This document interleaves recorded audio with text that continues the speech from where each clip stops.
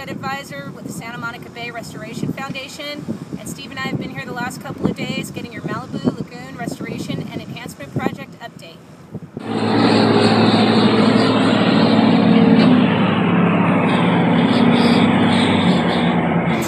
Right now they're taking different soil compositions and mixing them together.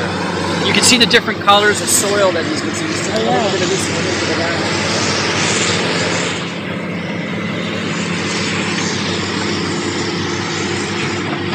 Found pipe down low, pipe up high. There's no shortage of... Look at all the egrets in the mud over there. Morning. How you guys doing? Good. Good. It's nice to see things taking shape. Yeah, it's beautiful out here. Good, it's nice and quiet over here. Yeah, I love Chuck Armdale's little talks about how the diversification and variety of numbers haven't changed during the project. This will be the main channel right here. Yeah. And then off of here somewhere will come that tributary that goes back to that point. Will it come around where this water is now presently? Yeah, part of it, right? So it'll go it'll meander in and around back towards that direction. Now the water will never be this high, will it? This is pretty high. On the highest of the highest tides, it'll never get that high. No. This is well above tide. Right, so we've got this all built up specifically to hold water, right? Now because the water level is this high and it's unnatural, is that creating a hydrology issue with the residents? I don't know. This would be about as high as it is before it's about to breach. So you probably have this water we see draining into the main channel here is probably going through this soil here and percolating through this earth and coming out into here.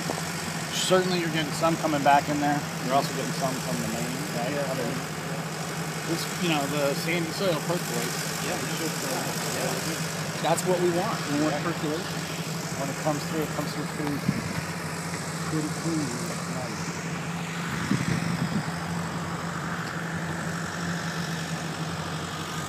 So you can see how shallow, sloping, and wide the channel is. Wide and yeah.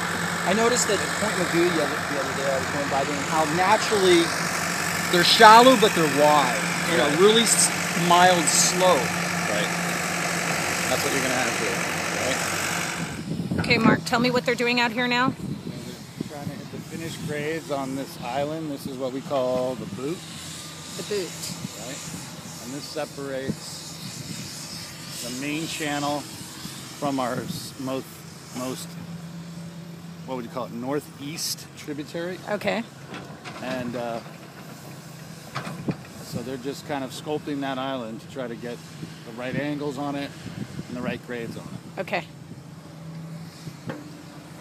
And then over here. They're mixing organics in with the fill soils. Okay. To try to get a more natural blend of kind of wetland material. Right. Like I said before, the fill soils that were on site, nothing in it, right? So they're taking some of the organics. Yeah, no nutrients, no nothing, which is why you found no worms in there, no correct? Worms or really very, very few bugs at all or anything like that. So they're mixing this in, blending it in. It'll help them meet their compaction requirements, and it'll help nutrify our soils and give it some wetland soils that should be in there. Okay, great. Okay, Mark, let's talk about this area over here. So this part right now, they're using as a secondary storage basin for water. They're pumping from, obviously, these areas where they're doing the work, where it's dry. Right. And they pump it into our dewatering basin and into this temporary storage basin if they need it. Which is what that green pump is that we were filming yesterday, correct? So if you see we'll the go back green there pump, and do that, yeah. Right? There's actually 2 pumps that they can use at any given time. Right. And those pump considerably more water, faster water than we're pushing out to the ocean. Right. So that's why we have the big storage basins.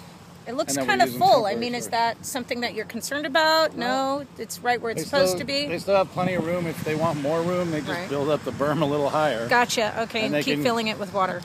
Yeah, and they'll just keep filling it with water.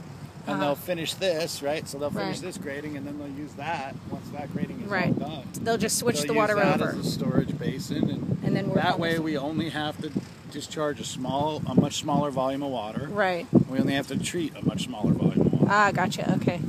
And was that a concern earlier about treating how much water is being treated at one time?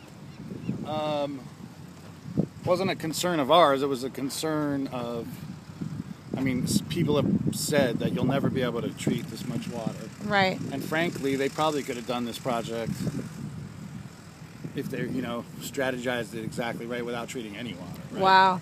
By just moving it around the site. Wow. But the treatment plant gives them extra capacity. We still only have to discharge 600 gallons per minute, which is significantly lower than what we're pumping around the site. Okay, gotcha. And this guy over here right below the bulldozer with the... He's what we call the grade checker. So he actually is going along telling the guy in the excavator that you have to go up or down or... Is that what that pole is that he's holding? That's a measuring stick, right? Okay. So he uses that. All those stakes, all the stakes that are laid out. Right. That tells you at what height the ground has to be in that area. Right. Wow, interesting. So it says, okay, you got to be down 2 feet from this stake. Okay. And so then he takes that thing and says, cut, or you got to be up 2 feet. Got it. Fill. So he tells the guys working the machines exactly what they have to do to hit the exact finish grade and elevation. Okay. Has the public been redirected or no? No. Not yet. No, it won't be until next week sometime. Gotcha. Right? It has to be basically the closure order that is issued by state parks. Right. Will reroute the access starting on or around the 13th, which is Monday. Got it. And my guess is it won't happen Monday, but it'll happen sometime. Okay. Okay, so here's the guy with the pump. That is news. Thank you. You heard it here first on the 411.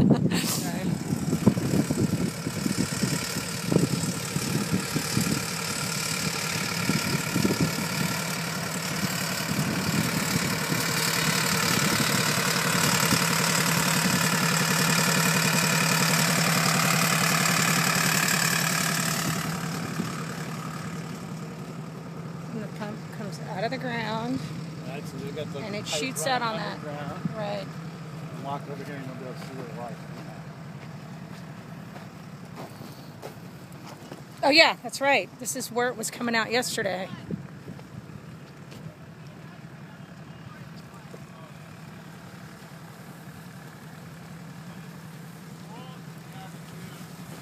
Wow, that's pretty interesting. Everything. It's a race, right? About how much volume fills in this thing. And these pumps, like I said, pump much faster than our pump pumps out. Right. Which is why we created these big storage basins. Right. Okay, so here's the other side of the boot. Now tell me why they call it a boot. Because when you look at it on the plans, it looks like a boat. Okay, gotcha. As a matter of fact, I need to go take some footage of that sign. So who put that sign up there? State Parks? The one outside? Yeah, it's part of the contract. Okay. So the contractor's supposed to put up signs in certain places as part of the specs. And Well, it makes sense. I mean, they're doing the same thing over where they're doing the story poles for the Whole Foods. They show a picture of what the end result is. This right here is algae. Yep. Algae in its purest form. Yep. Or its beginning form. Yeah. This is, I mean, so it'll start out like this. Right. Kind of caking like this, and then it'll turn into... This looks like it's probably going to be enteromorph algae, which actually is hollow. Wow. And creates these like tubes, spiral-like tubes. Wow. We'll see. We'll check it and see if that's what it turns into, but I think that's probably what it is. Okay. So, Mark, I see that you have a new fancy setup over here. Yeah. Well, not so fancy, but makeshift. We're testing every day, so we found an old table and a couple of old chairs, and we're using those to set up our little lab space. Nice. And then that little tent for some shade. Nice. Since we're going to be doing it until October, we figured it's better than the tailgate of my truck, which is how we were doing it. Okay, so...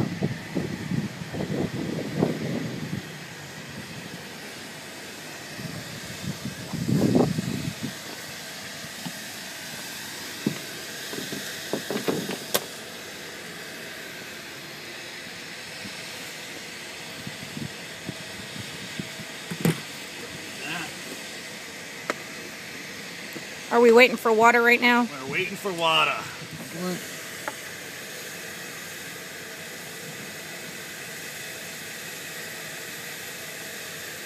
And how long does this process take? The testing? Yeah. Every time we go through a round, it takes about, 30 minutes, 40 minutes. And here's Ivan back with the Effluent sample, treated sample. treated samples.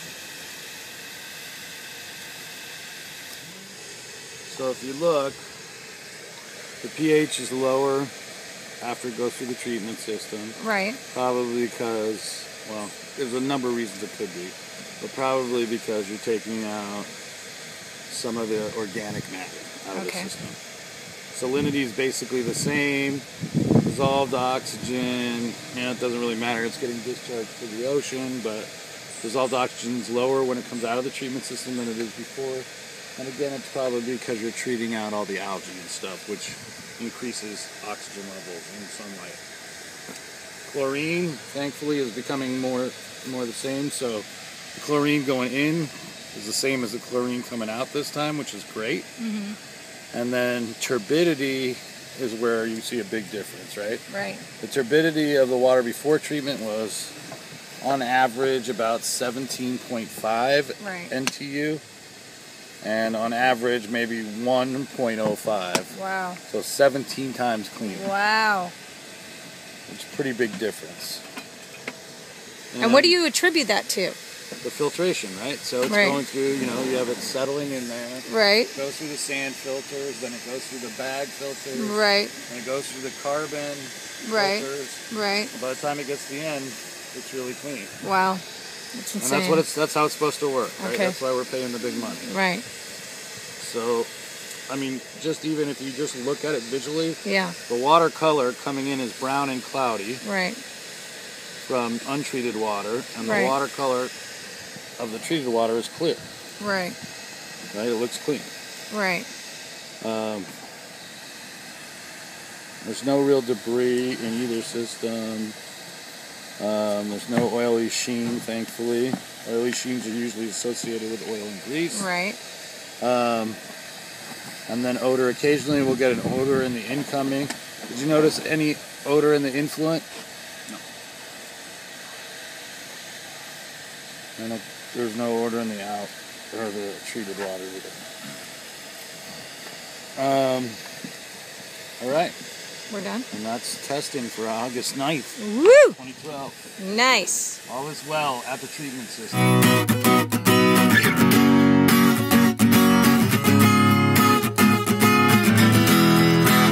And the world